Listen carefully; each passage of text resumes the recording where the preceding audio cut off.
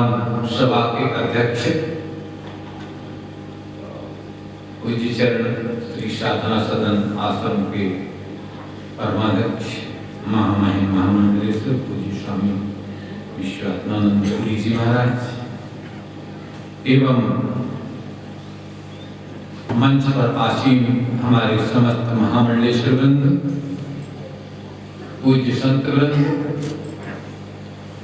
मंच के संचालक स्वामी हरियानंद जी महाराज एवं समस्त भक्तजन, समस्त ट्रस्टीवृंद, श्रद्धामयी मंगलमयी मातृशक्ति माता,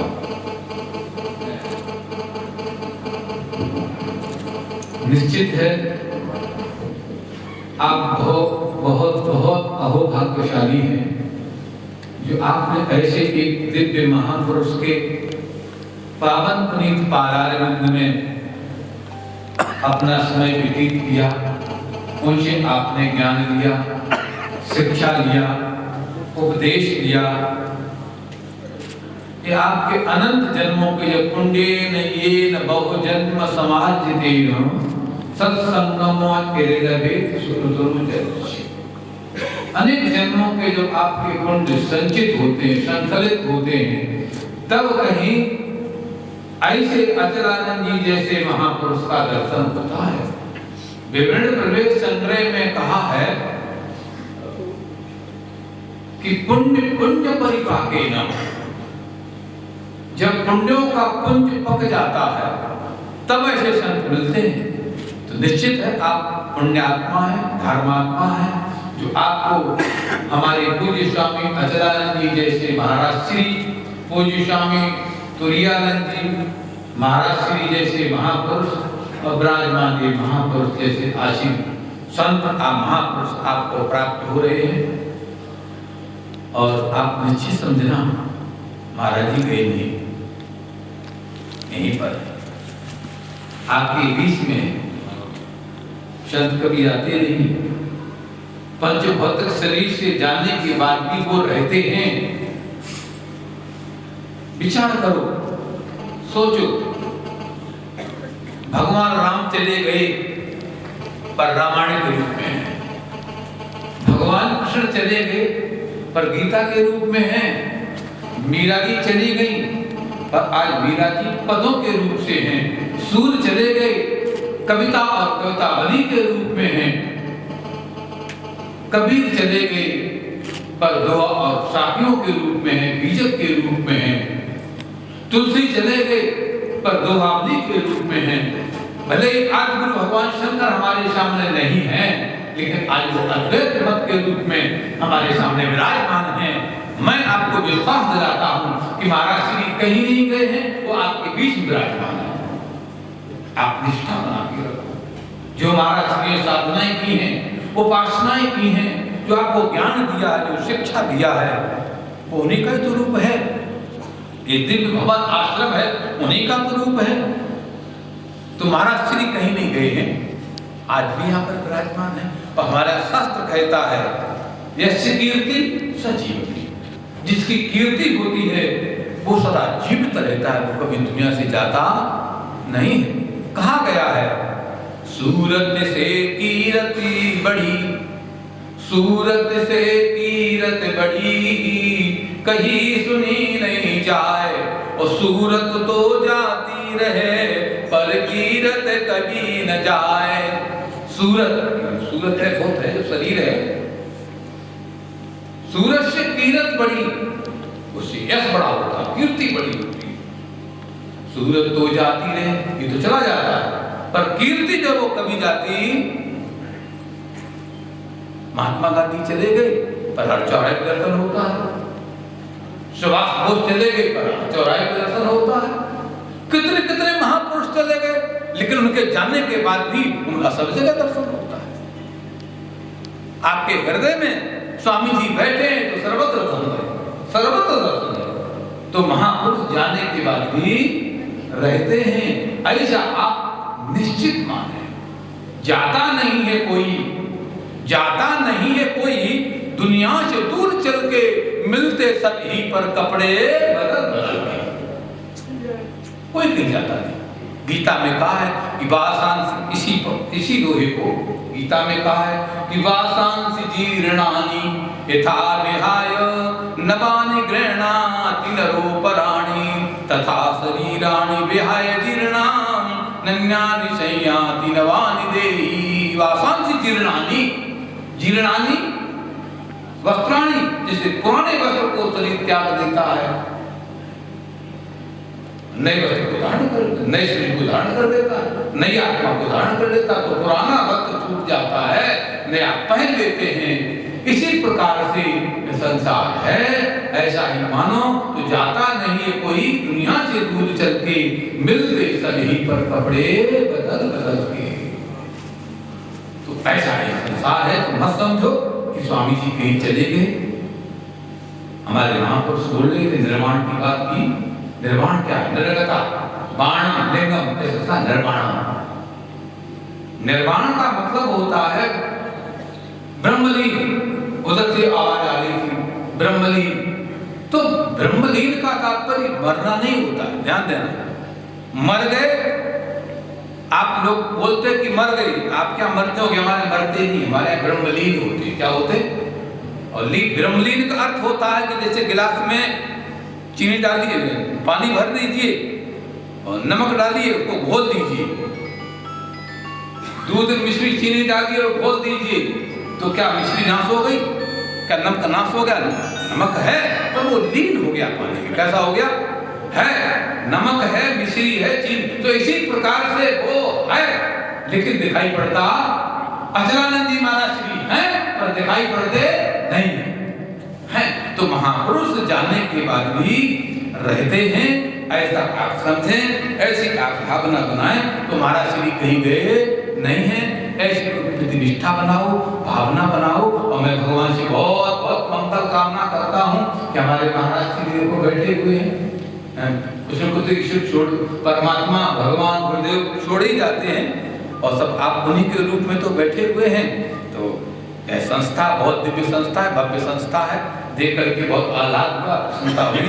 भक्त लोग हरिद्वार आए थे आमंत्रण देने के लिए, तो उनसे भी चर्चा हमारी हुई थी। तो भगवान ने बड़ी कृपा की है, आप लोगों को ऐसे महापुरुष आपको प्रदान किए हैं।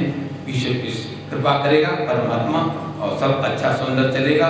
और जहाँ जैसे हमारे अध्यक्ष महोदय जैसे महापुरुष आपको मिल गए हैं, तो कहनी क्या है, सब बहुत अच्छा होगा, बहुत सुंदर होगा। बहुत कुछ कहते हुए समय का अतिक्रमण हो रहा है। पूज्य चरण महाराज श्री के पावन चरणों में अपनी भावांजलि श्रद्धांजलि समर्पित करते हुए अपनी वाणी को विराम देता हूँ। ओम शांति शांति शांति। एक दिन भगवान नाम स्मरण कीजिए। श्री राम जय राम जय जय राम, श्री राम जय राम जय जय, श्री राम जय राम जय जय राम, श्री राम जय राम जय राम, श्री राम जय राम जय जय राम, श्री राम जय राम जय जय राम। हमारी सभा के परमाध्यक्ष और ब्रह्म विद्या का साधकों को नित्य प्रति स्वाध्याय कराने वाले भारतीय संस्कृति के आदर्श संत हमारे आचार्य महामंडलेश्वर पूज्य महाराज श्री सर्वानंद जी महाराज और हमारे वंदनीय पूज्य सभी संतगण, सभी हमारे बम्बरी अचलानंद महाराज श्री के प्यारे दुलारे भक्तगण, कृष्णगण और हमारे मंच का संचार करने वाले हरिहर आनंद महाराज, सबको साधुवाद है। संत थोड़ी आत्माई है। देखो अभी जैसे आपने बहुत महापुरुषों के माध्यम से श्रवण किया, उन्होंने मेरे लिए कुछ छोड़ा ही नहीं कि मैं बस कहूँ, सबको बता दिया है। संत कैसे होते हैं? कहते संत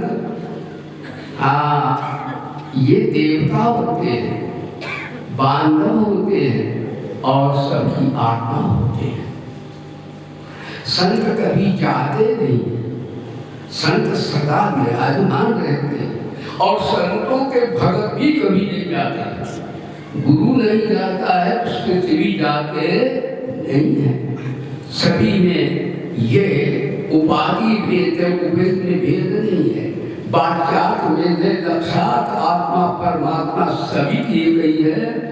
और संत इसी प्रकार से सत्संग के माध्यम से ये हमें बता देते हैं, समझा देते हैं कि देह को मैं मानना सबसे बड़ा ये पाप है। सब पाप उसके पुत्र हैं, सब पाप का ये पाप है। योग संत महात्मा मन यथा थे किन तेज करो पापों चौरे हाथ। हमारा वेद वेदांत यही कहता है कि अविद्या की मूल क्या है? शरीर संसार को जो सत्य मानता है उसे आत्मज्ञान कभी नहीं होगा। ध्यान दीजिए, परमात्मा के पास दो वस्तुएं हैं, एक तो भक्ति और एक माया। अब चुनाव करना है कि आप माया को चाहते हैं, शरीर संसार को चाहते हैं, तो गमनागमन होता रहेगा, आवागमन होता रहेगा। और यदि परमात्मा को चाहते हैं, भक्ति को चाहते हैं, और भक्ति दो की करना चाहिए। जैसे देवे परा भक्ति यथा देवे तथा। अपने पूज्य पाद ब्रह्मलीन अचलान महाराज जी के चरणारविंदों में भक्ति करना चाहिए, और उसके पश्चात परमात्मा की भी भक्ति करना चाहिए। शरणागति दोनों में है। वेदांती सदगुरु की शरण जाते, मुमुक्ष शरण महाप्रपदे, और भक्त लोग भगवान की शरण जाते, गुरु की सेवा करते। सर्वधर्मान परित्यज्य माम एकम शरणं व्रज।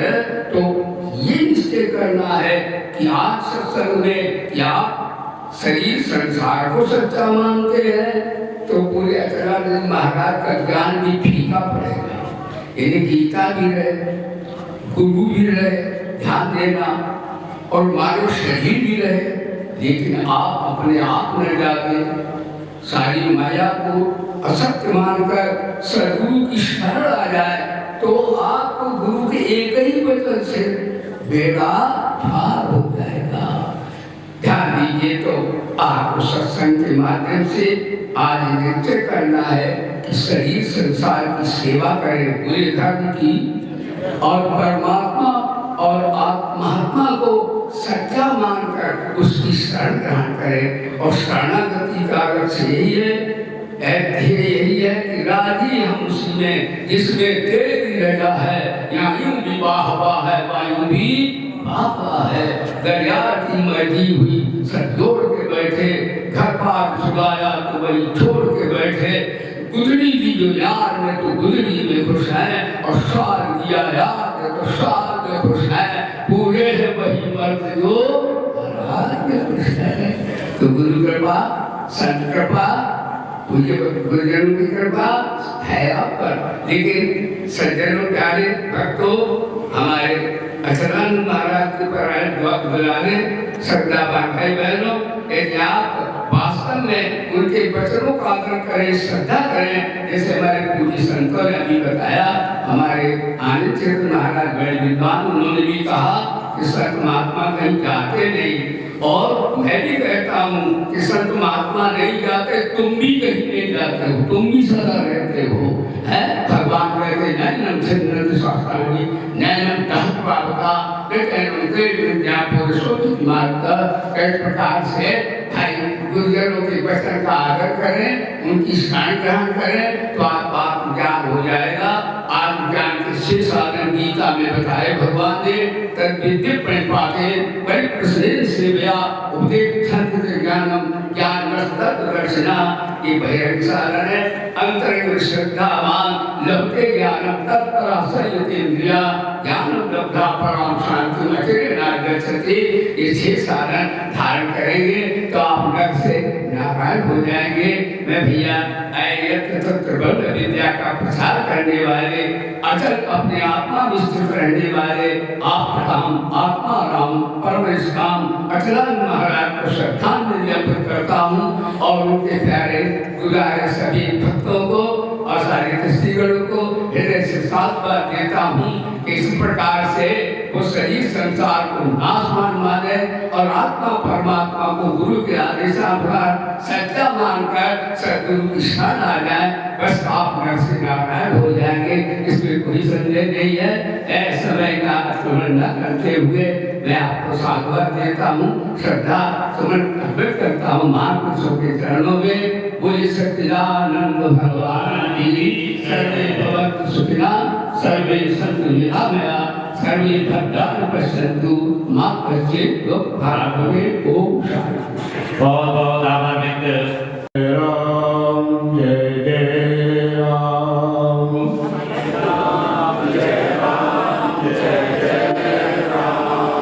श्री राम जय राम जय जय राम।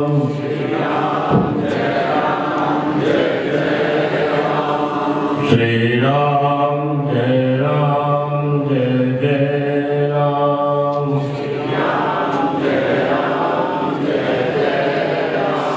बोलिए सच्चिदानंद धर्म भगवान की सत्य सनातन धर्म की। समादरणीय आज की सभा के अध्यक्ष महामंडलेश्वर श्री स्वामी विश्वात्मानंद पुरी जी महाराज, मंच पर उपस्थित महामंडलेश्वर वीतराग तपोनिष्ठीय वृंद, समुपस्थित बंधु माताएं बहनों,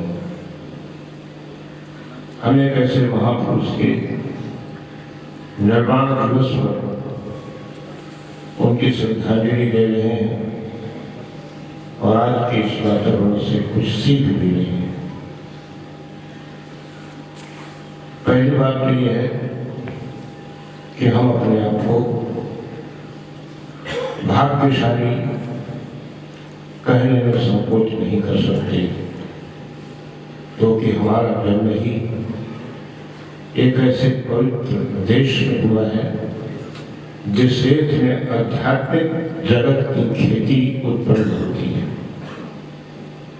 विश्व का आध्यात्मिक सबसे बड़ा क्षेत्र भारत है।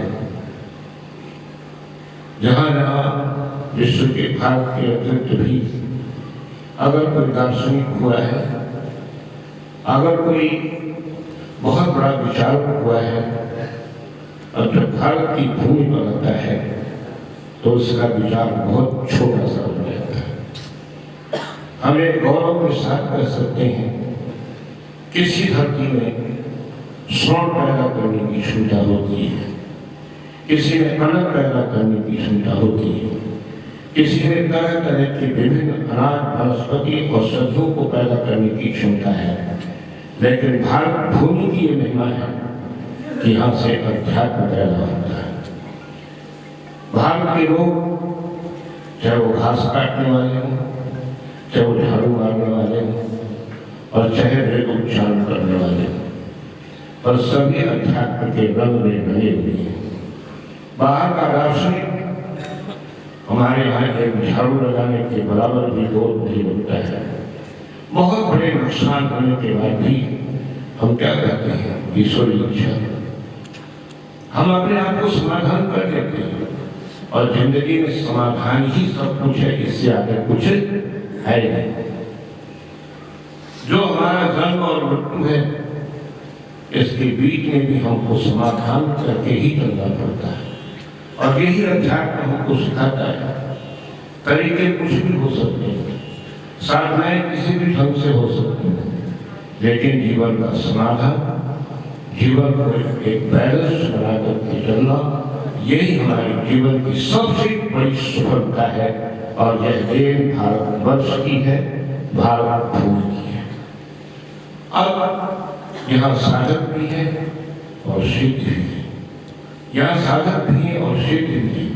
ये महापुरुष जो आपसे अलग हट करके जीते हैं, उनका भेष अलग है, उनका रूप रंग अलग है, लेकिन रहते आप जैसे ही, रहते आप जैसे ही, आपसे कोई अलग नहीं है, लेकिन उनका जीवन सहज है और आपके जीवन में कहीं न कहीं बनावटी बनाता है। और जहाँ बनावटीपन है वहीं समस्या है। बाबा तुलसी से पूछा कृष्ण ने कि संतों का स्वभाव कैसा होगा, क्योंकि जब आप किसी से मिलते हैं तो पहले उसके स्वभाव का परिचय करते हैं कि भाई कैसे हैं। कहीं ऐसा ना हम प्रणाम करने जाए और हमारा अपमान कर दें, अथवा हमसे ना मिले। ये अलग अलग व्यवस्थाएं हैं संतों की। तो तुलसीदास ने कहा संत स्वभाव सहज, सहज का मतलब है स्वभाव। संसार बनावटी है, ये बात ध्यान रखना। जिस अध्यात्म की ऊंचाई पर उड़ने के लिए आपको संत प्रेरणा करते हैं वह है जीवन सहज, और जो कभी बदलता नहीं है, जो इसमें कभी परिवर्तन नहीं आता है, और जिसमें परिवर्तन आता है उसी को असत कहते हैं, उसी को भ्रम कहते हैं, और जिसमें कभी परिवर्तन नहीं होता उसी को सत्य कहते हैं। ये महापुरुष आपको कहाँ प्रेरणा देते हैं? सत्य कर जीने के लिए, आपको सहज स्वभाव पर आरूढ़ रहने के लिए। आप बदलोगे तो दुखी होगे, अपने आप पर होगे तो आपको सुख ढूंढने की जरूरत नहीं है। सुख स्वरूप तो आप स्वयं अपने ही हैं। यही महापुरुष प्रेरणा देते हैं। हम स्वामी अचलानंद महाराज को पार्थिव शरीर से तो नहीं गए, लेकिन आपको एक निश्चय तो जरूर ले गए। जो हिलते डुलते थे अब वो अचल हो गए। उनका नाम ही अचलानंद था, और अपने नाम को सार्थक किया उन्होंने। और मैं समझता हूँ कि अपनी प्रेरणा से आपकी निष्ठा को भी असल कर गए, और आप अपने स्वरूप की प्राप्ति करें, अपने स्वरूप में स्थिर रहें, अपने स्वरूप में अचल रहें। यही स्वामी जी महाराज के श्रद्धांजलि का स्वरूप है। यही शब्दों के साथ मैं अपने वाणी को विराम देता हूँ। हरि ओम, शांति शांति। बहुत बहुत आभार व्यक्त वयोवृद्ध, ज्ञानवृद्ध, अपोवृद्ध, परम वंदनीय, परम सम्माननीय महामहिम महामंडलेश्वर स्वामी महेश्वरानंद पुरी जी महाराज। पूर्णमिदं पूर्णात् पूर्णमुदच्यते पूर्णस्य पूर्णमादाय पूर्णमेवावशिष्यते। ओम शांति शांति शांति। शंकरं शंकराचार्यं केशवं बादरायणं सूत्रभाष्यकृतौ वन्दे भगवन्तौ पुनः पुनः। ईश्वरो गुरुरात्मेति मूर्तिभेदविभागिने व्योमवद्व्याप्तदेहाय दक्षिणामूर्तये नमः। ओम शांति शांति शांति।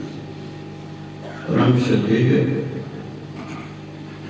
इस संस्था के स्वरूप में विद्यमान स्वामी श्री तुरानंद जी महाराज और उन्हीं के उत्तर में आए हुए स्वामी अचलानंद जी महाराज, आज के अध्यक्ष जी, माता, भाई और बहनों, बड़ी सुंदर चर्चा आप लोग सुन रहे थे। हमने सुना है कि एक मणि होती है, उस मणि को अगर लोहे के साथ जोड़ दें तो सोना बना देती है, जानते हैं। लेकिन जिसको छुए उसको मणि नहीं बना सकती। लोहे को सोना तो बना देगी लेकिन वो मणि नहीं बना सकती। ऐसी अवस्था में जो संत होते हैं, संतों का ये स्वभाव है कि वो जिसको पकड़ते हैं, जो उनके साथ जुड़ता है, उसको वही स्वरूप दे देते हैं। तुरानंद का अर्थ आप जानते हैं। तुरीय कहते हैं जो जागृत, स्वप्न, सुषुप्ति इन तीनों अवस्थाओं से परे शुद्ध सत्य चित आनंद स्वरूप आत्मा है, उस आत्मा का जो आनंद है उसको तुरीयानंद कहते हैं। और उस तुरीयानंद के को जिसने प्राप्त कर लिया उसका आनंद अचलानंद हो जाता है। और उस अचलानंद के साथ जो जुड़ेंगे वो उनको भी क्या बनाएगा, उनको भी अचलानंद ही बना लेगा। हमने अभी एक वाक्य बोला, ईश्वरो गुरुरात्मेति मूर्ति भेद विभागिने व्योमवद व्याप्त देहाय दक्षिणामूर्ते नमः। भगवान दक्षिणामूर्ति को नमन करते हैं। लेकिन क्या ईश्वर, गुरु और आत्मा ये तीन मूर्तियां हैं।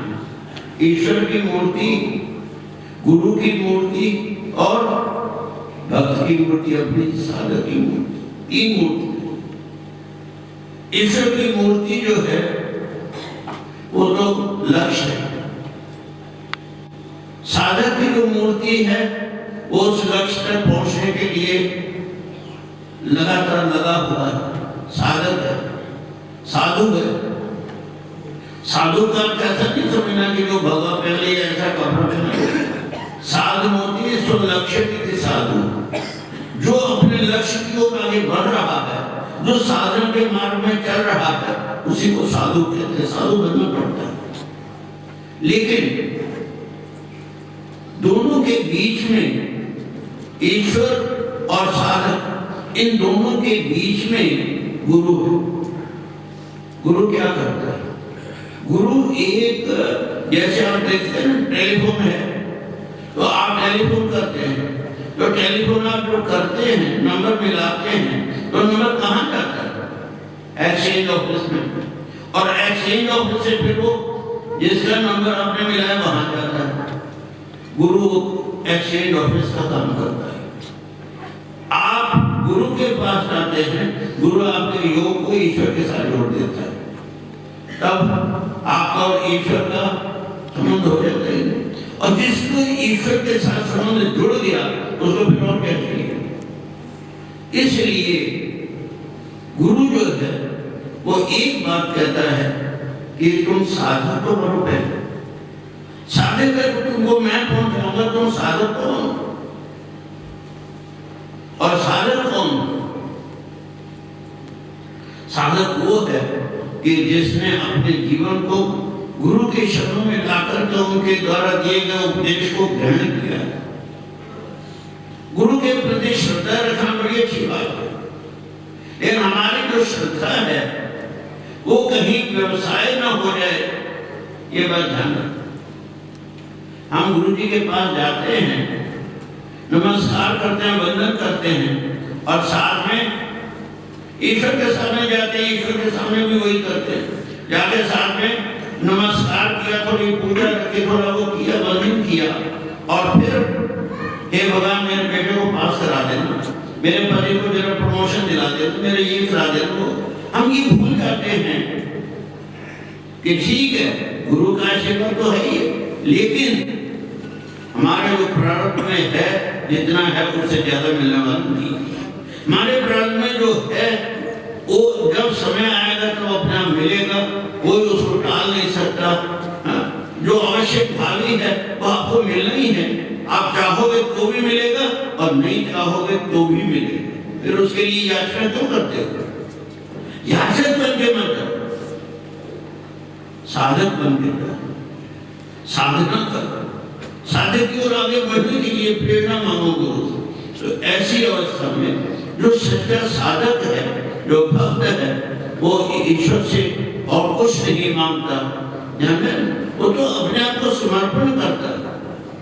गीता में भगवान ने इस बात को कहा है, यद करोषि यद श्नासि यद जोषि ददास्य यद तपस्या कौन्तेय तत्कर्षु मदर्पणम्।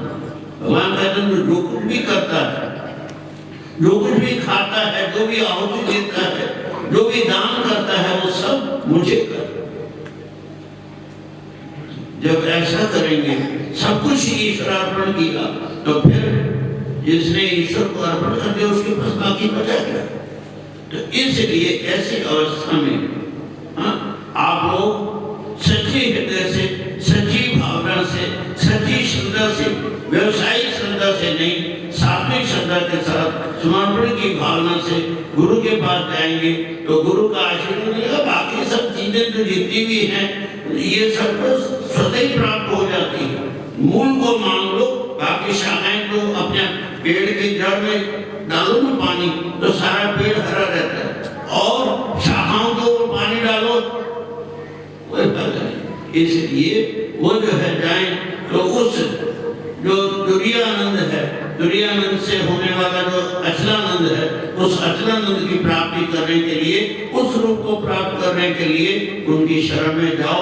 यही मैं समझता हूँ आपकी सबसे बड़ी श्रद्धांजलि होगी, और यही हमारी भी उनके प्रति सच्ची श्रद्धांजलि है कि वो इसी प्रकार से जैसे उन्होंने जागृत काल में, अपने जीवन के जागृत काल में सब लोगों को ज्ञान दिया, रास्ता दिखाया, मार्गदर्शन दिया, इसी प्रकार से वो अब व्यापक रूप से सबको जो है देते रहे। और वो तो मुक्त है, वो तो मुक्त हो गए, यथा शुद्ध शुद्ध मासिकम तादृगी होती, वो तो शुद्ध स्वरूप में विलीन होकर के और सर्वव्यापक हो गए हैं। आप जहाँ भी चाहें उनको याद करेंगे, वहीं वो आपको हृदय में प्रकट होंगे, आपको ज्ञान देंगे, आपको मार्ग देंगे। सच्चे हृदय से अपने जो हृदय आत्मा है उसमें ध्यान करके उनका स्मरण करेंगे तो वहीं से आपको वो ज्ञान देंगे, आपको रास्ता दिखाएंगे, आपका मार्गदर्शन देंगे। ऐसे ही वो देते रहें, ऐसे ही आप अपने जीवन में आगे बढ़ते रहें।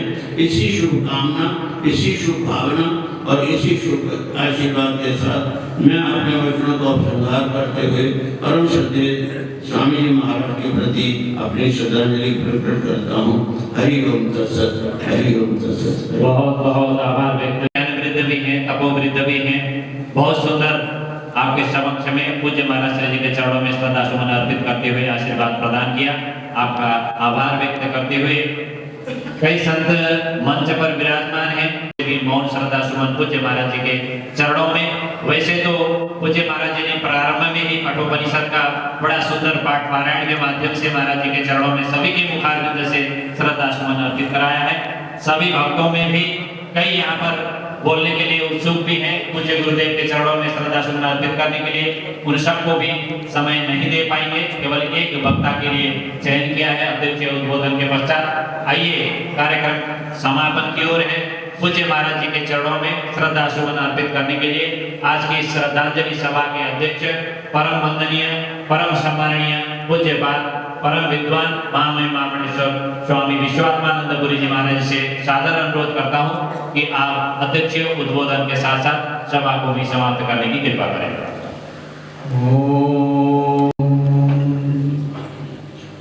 सदाशिव समारंभां शंकराचार्य मध्यमाम् अस्मदाचार्य पर्यन्तां वन्दे गुरु परम्परां, वन्दे गुरु परम्परां।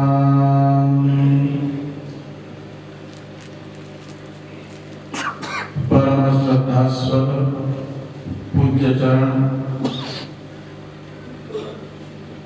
हमसे आयुवृद्ध ज्ञानवृद्ध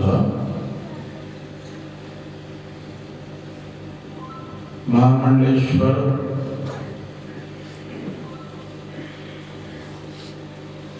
त्रय एवं हमारे समादरणीय अन्य महामंडलेश्वरगण,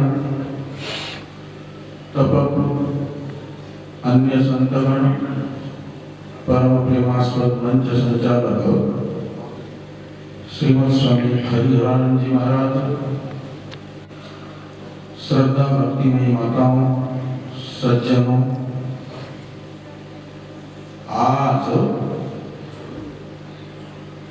परम श्रद्धास्पद ब्रह्मलीन स्वामी अचलानंद गिरी जी महाराज का षोडशी महोत्सव संपन्न करने के लिए हरिद्वार से पधारे हुए अनेक महापुरुषों के साथ आप हम सब एकत्रित हैं।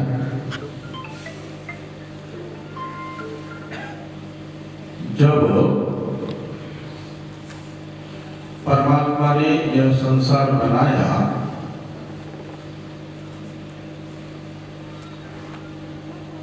तो परमात्मा अकेला निष्क्रिय है, कुछ कर नहीं सकता। इसलिए उपनिषदों में परमात्मा को अक्रिय बताया। जब वह शक्ति से संपन्न हो जाता है, उपाधि के रूप में अपनी शक्ति को स्वीकार करता है, तो सौंदर्य लहरी नामक शंकराचार्य जी का ग्रंथ है, उसके मंगलाचरण में उन्होंने कहा शिव शक्त्या युक्तो यदि भवति शक्तः प्रभवितो। शिव कहो या ब्रह्म कहो या परमात्मा कहो, वह शक्ति से संपन्न होता है तो जगत बनाने में समर्थ होता है। फिर वही परमात्मा 16 कलाओं को धारण करता है। संसार के दृष्टि से जब तक यह 16 कलाएं जीव रहती है परमात्मा के साथ, तो वो जीव कहलाता है। 16 कलाओं से रहित जिस दिन होता है, उस दिन फिर उसका संसार समाप्त होता है। प्राण, श्रद्धा, मन, पंचभूत, इंद्रिय, अन्न, वीर्य, तप, मंत्र, कर्म, लोक और नाम, यह प्रश्न उपनिषद में 16 कलाएं बताई हुई है,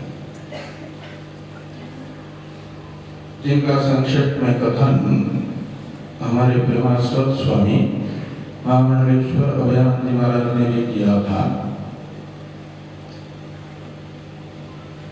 और इन 16 कलाओं से रहित हुआ जाता है ब्रह्म ज्ञान से ही, आत्मज्ञान से ही। आत्मज्ञान होता है जब चित्त समस्त दोषों से रहित होता है।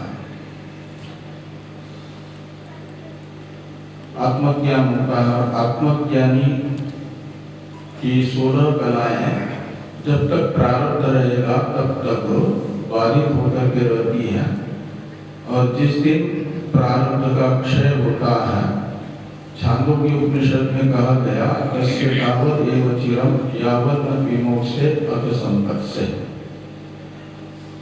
ब्रह्मज्ञानी का प्रारब्ध भोग करके क्षीण होते ही ब्रह्मज्ञ को तुरीय आनंद की कहो या अचलानंद की कहो प्राप्ति होती है।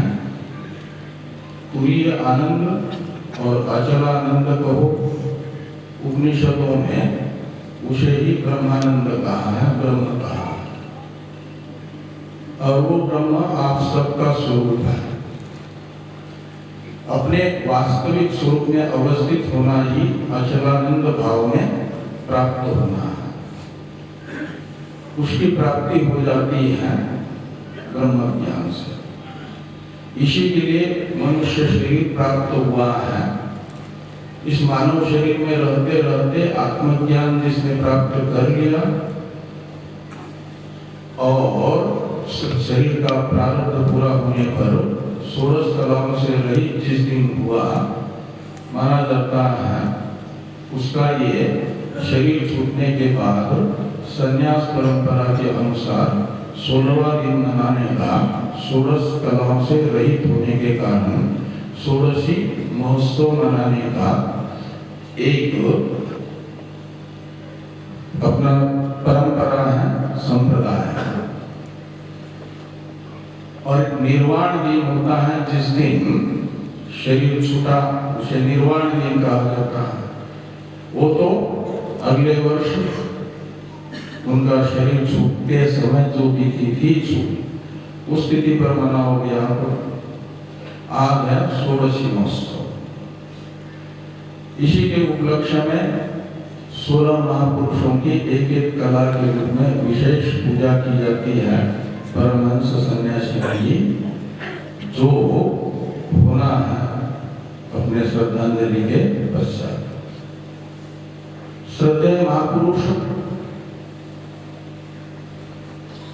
जो स्वामी अचलानंद जी महाराज थे, उत्तर भारत में प्रसिद्ध ब्रह्म विद्यापीठ कैलाश आश्रम ऋषिकेश के दशम पीठाधीश्वर स्वनामधन्य प्रातस्मरणीय ब्रह्मलीन श्रीमद स्वामी विद्यानंद गिरी जी महाराज से दीक्षित थे और संन्यास कैलाश आश्रम की परंपरा में बड़ी उनकी निष्ठा थी। उनके दर्शन का सौभाग्य भूपत वाला आश्रम में 2 बार हमें भी उपलब्ध हुआ। बड़े सरल सहज संत थे। उन्होंने अपनी गुरु परंपरा को यानी स्वामी तुरानंद जी महाराज के द्वारा प्राप्त ज्ञान धारा को इन तुरानंद आश्रम संस्था के माध्यम से खूब अधिकारी पुरुषों तक पहुंचाया। जब तक उनका लोकोपकारी शरीर आपके हमारे बीच में विद्यमान रहा। वे कृतार्थ होकर के अपने स्वरूप में अवस्थित हो गए, लेकिन जो संस्था के पदाधिकारीगण एवं संस्था से जुड़े हुए साधकगण हैं, उनका शरीर छूटने के बाद आप लोगों की जिम्मेदारी विशेष करके बढ़ जाती है। संत महापुरुषों का कथन है कि संतों के द्वारा निर्मित संस्था संतों का स्थूल शरीर की तरह शरीर हुआ करती है। और जैसे आपके शरीर में कहीं पर भी खरोच ही आ जाए तो कष्ट होता है कि नहीं होता, ऐसे संतों का संकल्प संस्थाओं के माध्यम से संस्थान के साथ जुड़ा हुआ रहता है। इसलिए उनके शरीर स्थानीय संस्था को कहीं पर भी खरोच पहुंच जाए तो संतों को कष्ट होता है। इसलिए आपकी जिम्मेदारी है विशेष करके ट्रस्टीगणों की, पदाधिकारियों की, साधकों की, कि यह संस्था गुरुदेव के समय जैसी चल रही थी उससे उनके आशीर्वाद से और भी आगे अनेकों लोगों को आध्यात्मिक लाभ पहुंचाने वाली हो। इसमें किसी प्रकार की कोई खरोश न आ जाए, किसी के राग द्वेष जो चित्त में होंगे वे अंकुरित न हो, पल्लवित न हो, पुष्पित न हो, पेड़ न भरे, अपितु तुरानंद की प्राप्ति में सहायक आप सब एक दूसरे के बन सके, यह प्रार्थना आप सबके लिए और श्रद्धेय स्वामी जी के लिए हमारी वाक पुष्पांजलि समर्पित करते हुए उनसे प्रार्थना है कि आपको यह संस्था को आगे बढ़ाने के लिए शक्ति प्रदान करें और आप उनके संकल्प की पूर्ति करते रहें। इन्हीं शब्दों के साथ हरिओम तत्सत्। संत समाज, परमहंस पीठाधीश्वर, योगी जन और यहाँ उपस्थित सभी संगत और ट्रस्ट के पदाधिकारी, रिश्तेदार, नातीगण, सभी को मैं संक्षिप्त शब्दों में सभी का आभार प्रकट करता हूँ। विशेषतः ब्रह्मरूप जो हमारे परम आदरणीय परम पूजनीय स्वामी जी महाराज आए हैं और इन्हीं की प्रेरणा से जो समस्त संत समाज को और एक से एक दिग्गज विद्वान पुरुषों को यहाँ पे बुला करके जो सहारनपुर की धरती को गौरवान्वित किया है, इन्होंने जो इस पवित्र आश्रम को और पवित्र किया है और अपने स्वामी जी के प्रति जो श्रद्धा सुमन अर्पित किए हैं, उसके लिए मैं इन सभी महापुरुषों का आप सब संगत की ओर से, समस्त ट्रस्ट की ओर से, पूर्व संबंधों अनुसार सब रिश्तेदारों की ओर से और इस वृद्ध परिवार की ओर से सबका धन्यवाद प्रकट करता हूँ और इनसे आग्रह करता हूँ, अभिनंदन करता हूँ, प्रार्थना करता हूँ कि आने वाले वर्षों में, आने वाले समय में भी हमारा इसी प्रकार से मार्गदर्शन करें और इस संस्था को अपना शुभ आशीर्वाद हमेशा देते रहें, जिससे ये संस्था आगे बढ़े और स्वामी जी के दिखाए हुए मार्ग पे, स्वामी प्रियानंद जी के दिखाए हुए मार्ग पे आगे बढ़े और स्वामी अचलानंद जी की आत्मा को भी उससे मोक्ष की प्राप्ति हो और उनकी आत्मा को शांति मिले। मैं इन शब्दों के साथ अपनी वाणी को विराम देता हूँ। पुनश्च एक बार फिर संत समाज का अभिनंदन और परम धन्यवाद। मल्होत्रा जी का धन्यवाद आएंगे और आशीर्वाद प्रदान करेंगे। यह अपेक्षा के साथ समस्त ट्रस्टीगण संगत आपके चरणों में निवेदन प्रणाम। एक वंदे भगवन्तो पुनः पुनः ईश्वरो गुरुरात्मेति मूर्ति भेद विभागिने व्योमवद्व्याप्त देहाय दक्षिणामूर्तये नमः। ओम शांति शांति शांति।